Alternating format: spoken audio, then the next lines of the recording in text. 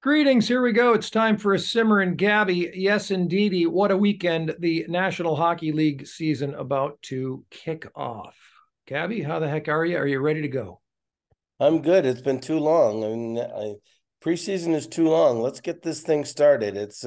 I feel like NFL players do, where they don't want the games anymore. They just want to start. And when you're not behind the bench, where you like not only to be, but you like the preparation that training camp comes with. You just want to see the thing starting for real. Yeah. A lot of guys are saying forget the 8 games. Let's just keep it at 6 or less. I'm assuming you just agree. I do, but I also understand the fact that it's money. And I mean, they say it now, but when the cap would only go up, by 1 million, the players are going, oh man, we want it going up more. So the revenue, in the summer, they wish they played more because it's more revenue. But when it gets down to it, they don't want to play at all. And by the way, like it's most of the time only two or three, or the veterans only want to play 2 or 3 games.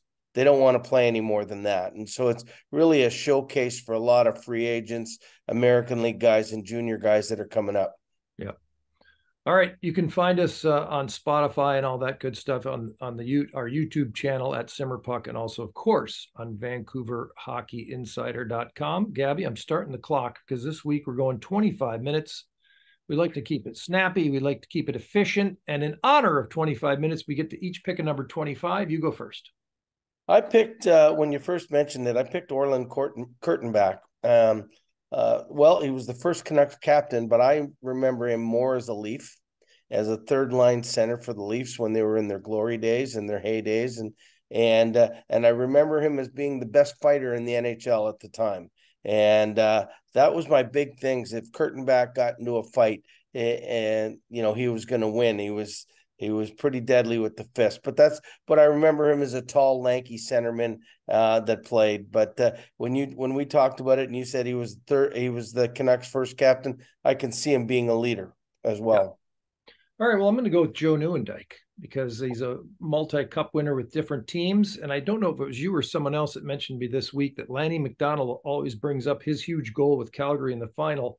If it wasn't for the pass from Joe Nieuwendyk, he's not the hero. So, and just a class act. I remember being at Gretzky's restaurant in Toronto, not necessarily expecting him to be there for an interview because we'd kind of talked and emailed and texted and kind of left it alone for 2 or 3 weeks. And suddenly Joe Nieuwendyk walks through the door and he's like, "Hey, I'm here to do that interview we talked about 3 weeks ago." So just a super cool guy. Another great number 25. Now, just before we get into all the injuries that are going on in the waivers for the current Vancouver Canucks, if we're going to go back a little bit in time, how about Stan Smeel, a guy that after 45 years with the Canucks organization is moving over to kind of become a business and community ambassador. And number 12, obviously, maybe the greatest there. Well, yeah, I hope they have a real special night for him at some point.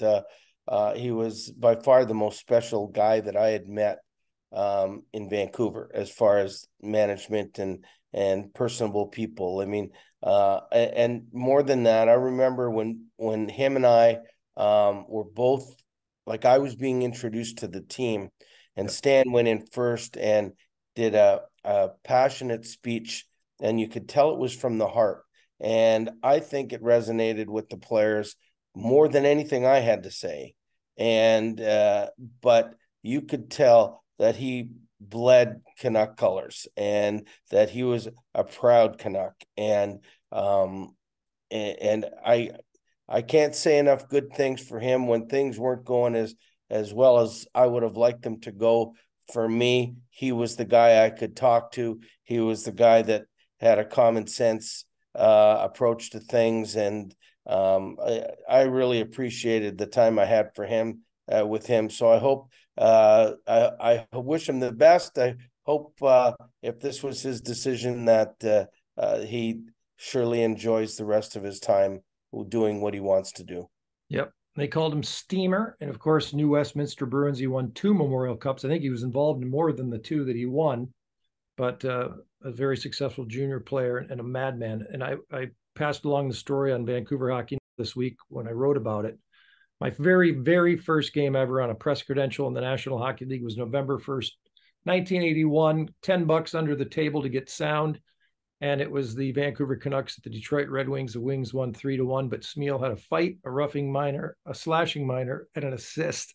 And I just remember I knew so much. I was so into hockey then as I am now, and I remember thinking, "Who the hell is this guy?" Because I didn't know much about the Canucks in 1981, but he definitely stood out, and that pretty much summarized the guy's whole career. Yeah, he was never-ending work, and I know he lost one Memorial Cup to the Marlies. Had to throw that out because I remember that very well. Because you were on it. Yes. Mm-hmm. Oh, there you go. Congratulations. All right, let's get into this. Man, I don't know if it's bad karma or what's going on, but some changes along the blue line. Today at practice, the Canucks had a Sunday skate. First of all, Carson Soucy apparently week to week after getting injured late second period, he got his leg, knee, ankle twisted under Sharon Povich of the Calgary Flames. And the brand new D-man who comes over from the Seattle Kraken, great guy. I enjoyed talking to him during the informals in September up in BC. He's out. He's out week to week. So it's a blow to that blue line that doesn't need blows. Yeah, no, he's a guy I really liked, and when I was there, any chance I had to talk about good things about Carson, I would say, because he started with me in Minnesota, Yep. and he was just a young kid. Actually, his first 5 games, I think, were all playoff games against Winnipeg the one year, and then he played for us the next year. And I thought he had a great future, and he's big and he's strong, and he's something that the Canucks could really use. And it's unfortunate. I hope his injury isn't too long term, but he will be missed on the blue line. And he's a guy they've had this continuous struggle. Of course, you had Luke Schenn next to Quinn Hughes for a while. It was kind of his enforcer. He kind of protected him and put up big minutes and all that. But generally speaking, that right side has been a sore spot now with the Canucks for a little while here. And Soucy was, even though he's a lefty, was supposed to maybe slide over and play some time on the right and make it maybe a by committee partnership for Quinn Hughes. So it's just another blow for trying to figure out what's going on at the first pair. Yeah, well, I mean, I don't know. I don't know if by committee ever works. You grab somebody and you stick with it until it doesn't work anymore. I mean, Luke Schenn was perfect for Quinn. He would let Quinn do what he wanted to do. He would protect him. And the thing with Luke was he was so good at just making that first easy play. Every simple play you could make, it would be Luke would make it. And so it wasn't a question of him trying to compete and get up the ice with Quinn or anything else. So I thought it was a really good partnership at that time. Let's talk about a couple of the moves. Christian Wannan gets waived and sent down. This is a guy who's kind of bubble AHL, NHL, maybe moves the pucks, but not a very physical guy. Yeah, I think like when they got him last year, he was an AHL All-Star or the Defenseman of the Year, and he was averaging like a point a game offensively. But I mean, that doesn't usually generate to getting to the NHL and having that same kind of success. And I mean, I wasn't. They didn't call him up too often. I think a game or two when I was there, so I don't really know a lot about him. I mean, he was good in training camp, but they got him as a depth player. So obviously they think their defense is much better, and he goes back to being a depth player that they can use whenever they call him up. If he clears waivers, who knows? I mean, he might have had a good enough second half last year that some team out there is in the same boat with injuries, and they need a guy right now, and he might be a guy that they look at. Teddy Bluger also left practice early today, so more issues potentially with the bottom six. Jack Studnicka apparently was waived, so that's another player that's going down. We're well aware of Elias Pettersson's talent, JT Miller, all the qualities he brings to the table, Andrei Kuzmenko, what he turned out to be or potentially could continue to be. But the bottom six has just been, it hasn't helped there. We use Seattle example, depth scoring, balance, just roll lines. It's something that Canucks have had a hard time doing. Sometimes it's injuries, or sometimes just a lack of consistency. Yeah, well, I mean, the bottom six, there's a lot of movement in a lot of the players. And so, I mean, the one thing you have to do is you have to have a reliable at least 3 that you can play 9 players at a time, I believe. Like, I mean, you can't just be switching it around every day. And not that they're doing that, but I mean, if they keep running into injuries, they're still experimenting in my estimation. And hopefully at some point they can find a line. Like, I mean, I was lucky in my first year there that we found a line of Tyler Mott and Lamico and Matthew Highmore. And I mean, they just clicked and they played together really well, and they became a really good third, fourth line combination, whatever you want to call it. But they had great chemistry. And I think sometimes you find great chemistry just by experimenting, and you might not know where it's going to end. You're going to find it, but you end up finding it. Yeah. Mott tell me a little bit about the scouting report for Mott at that stage of his career. I mean, you were pretty happy plugging him into that role. Oh, I liked him. I think there's a lot of teams that liked him. Unfortunately, I think at that point that Tyler thought he was worth more on the open market. He was on his last year of his deal, and I think he was expecting X amount of money, and the Canucks were only willing to pay X amount of money. And when they reached an impasse that neither one was going to blink, that's when they traded him to the Rangers, and subsequently signed with Ottawa, traded back to the Rangers, and I forget where he is this year, but I know he's down in the East somewhere. It might be Tampa or something, but I'm not sure. Yeah, I think he might be in Florida. I have to double check that. I do remember his name popping back up. Part of this also is just management kind of making a decision as well, isn't it? Like everybody getting on the same page as who they like or who they want, because that maybe often factors into the consistency factor, does it not? It's like somebody's on the same page. Yeah, I think you have to be on the same page. I mean, I don't think it's management can be making this decision by itself. I mean, you got to ask Rick who he feels comfortable playing in that position, and I have no idea, obviously, but if he felt comfortable playing X player all the time, even though that guy was somebody that the upper management didn't like, then they would have to have a conversation to see if you can convince them to keep that guy over somebody else. Hey, is it true? Somebody brought this up to me this week that it's just kind of a random theory that habits determine success for a certain kind of an abstract thought here in terms of the percentage of effectiveness for players, and that bad habits, just simple things like not keeping your stick on the ice, any form of bad habit can cost a player 5, 10, 15 points in a season. Is that crazy talk? No, I mean, we talk about habits all the time, is getting into good habits, whether you have success with them on an individual basis at time.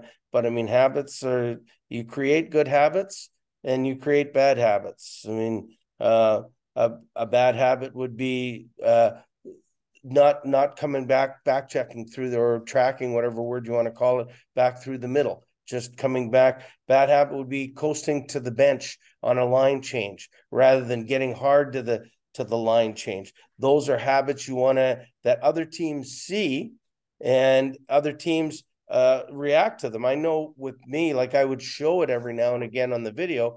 This is when we're playing well. This is what we're doing. And you could see, and using line changes as an example of coming off hard and going on hard.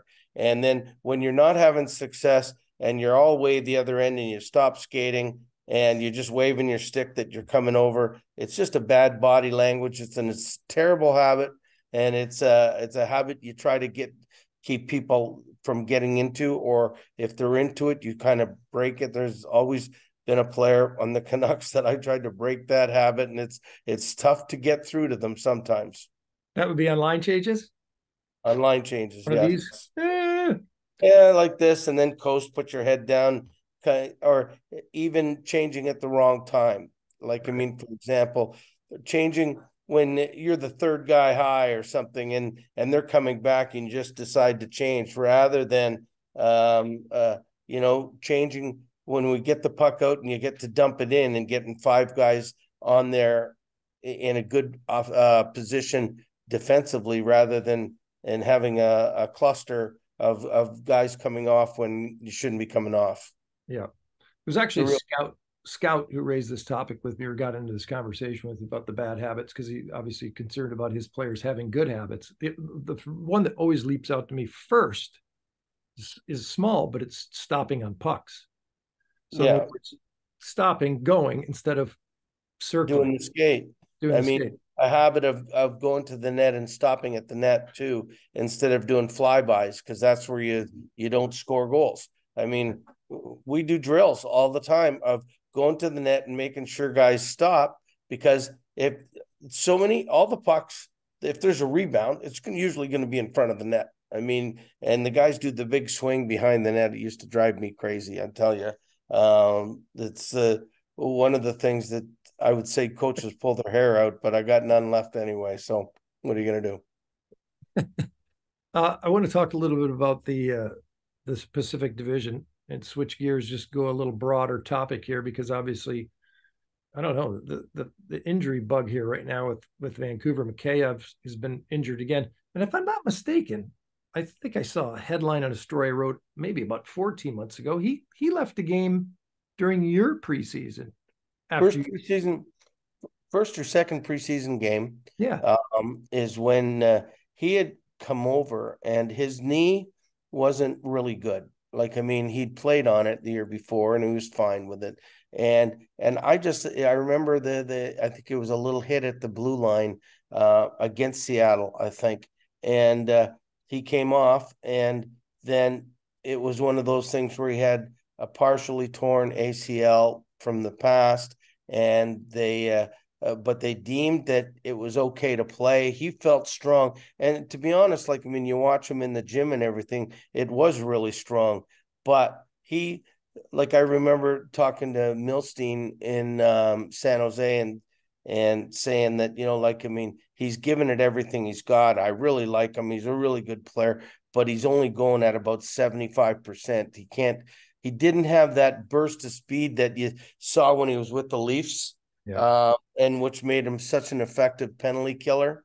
And so I think it was at about around that time that they knew that they were going to shut him down come the All-Star break.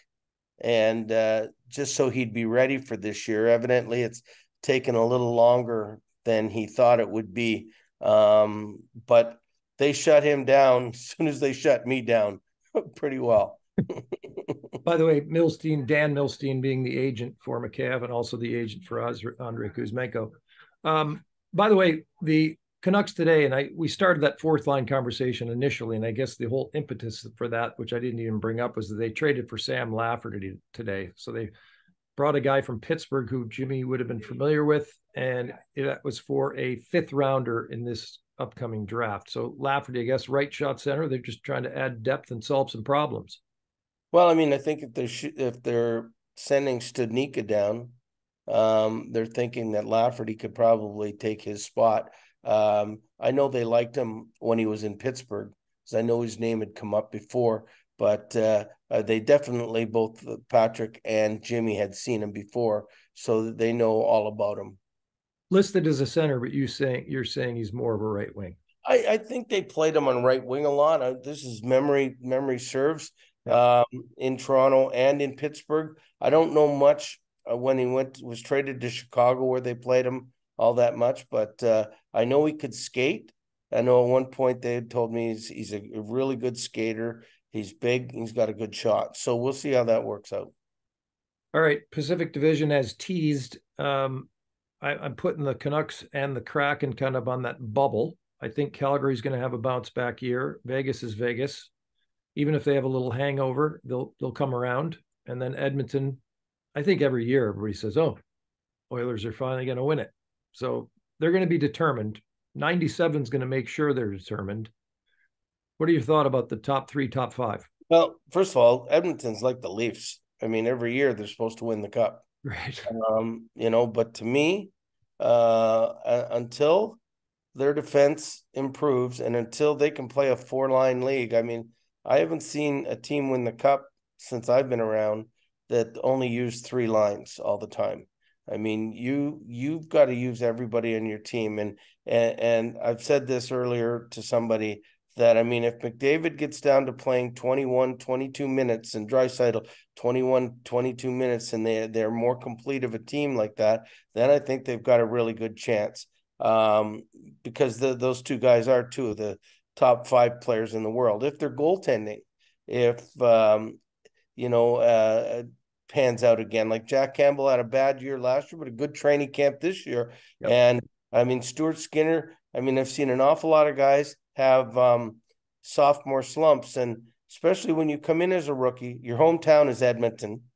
So, I mean, the big difference why they have sophomore slumps is the first year, all they do is train. They've got no money. I mean, they're not famous, all of those things. Now he's famous. Now he's from Edmonton. He's got more friends. He's got more business associates. And usually you don't work quite as hard as you did the previous year and you get into sophomore slumps. Now, I don't know if that he did any of that. I mean, but that's one of the reasons people do have sophomore slumps. But Edmonton's going to be up there. I mean, you didn't have LA in, and I think LA's always been one of the tougher teams in the league to play against. I mean, Kopitar and Doughty are getting older. I get it. But they do, with the addition of Dubois, and they still have Deneau as their third line center. I think their depth down the middle is really good. I think they play Anaheim 5 times. So, I mean, and San Jose 4 times. So, I mean, there should be 9 wins right there. But I think they'll be in the mix. I think what's going to happen, I think Vancouver is going to be fighting for that 5th playoff spot in the Pacific, and it's really funny, because 3 years ago the Pacific was called the Weak Sisters. Now they've got now they're one of the best divisions in the NHL. I mean, I think they have 6 teams fighting for 4 or 5 playoff positions, and with Vancouver and Calgary being 2 of them. Yeah. Seattle's pretty relentless. I mean, I'm not sure, a couple, the Morgan Geekies and the Ryan Donatos move on. They bring in Pierre-Edouard Bellemare. By the way, he's getting up there in age. He's a face-off guy and a penalty-killing guy. You have much of an opinion on Pierre-Edouard? Just a hard worker, and every team seems to like him when he gets there. Yeah. I think the one thing about Seattle is they're not going to creep up on anybody this year. Whereas last year, I think the first 20 games, they might have creeped up on a few teams, not thinking they were much good. We had an idea right off the bat in Van, because they beat us in the first preseason game in overtime. And then in the second game, they beat us soundly, where I don't know if we touched the puck. So we knew what they were. We knew that they were relentless. They'll be in your face and all of that. And if they can get better goaltending this year, I think they should be still a playoff team for this year. I mean, they relied a lot on Martin Jones last year.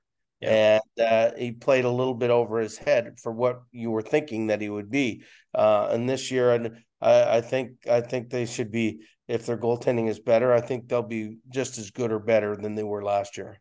Yeah, and Joey Decord just beat out Chris Drieger for the backup spot. So it's Philip Grubauer and Joey Decord. And Marty Jones, by the way, I did an interview with him, chatted with him on the phone, I don't know, about a month ago after he moved on. And so he's kind of an emergency backup at this point for Toronto. I mean, he's not plugged in, he's not going to do what he did in Seattle unless somebody gets hurt, right? Has he gone on waivers yet?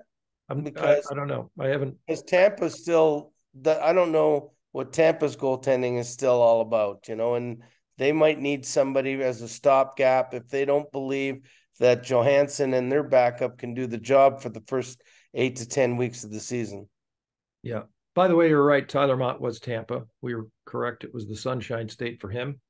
And the rest of the waiver wire I haven't checked. Although we do know for the Canucks, as we mentioned off the top, Studnicka and Wannan are the couple of the guys that have moved down. Speaking of goaltending, I think a lot of people are expecting Markstrom to have a big bounce back in Calgary.